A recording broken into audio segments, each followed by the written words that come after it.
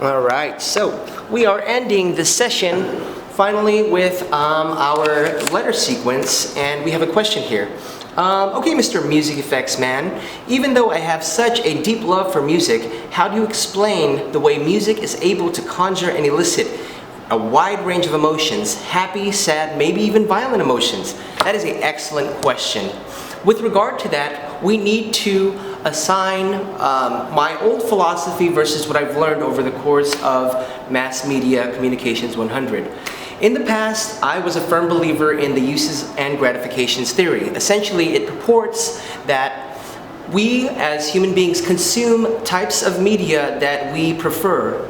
We consume what we like. We gravitate, and that's what we use. And as a result, that kind of and essentially makes us who we are.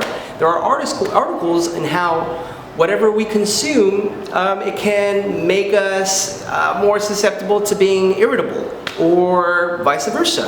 If we are constantly listening to very happy music, we might be a little more positive in the day. But essentially, uses and gratification theory is something I very much do agree with, and I lean upon essentially with all of these as excellent viewers or callers on this seminar. However, what I've learned is that Dr. Gerbner's cultivation analysis theory paves the way and actually shows that even though people may consume tons of violent media, it isn't necessarily something that correlates to them acting out or being more violent if they're listening to violent music.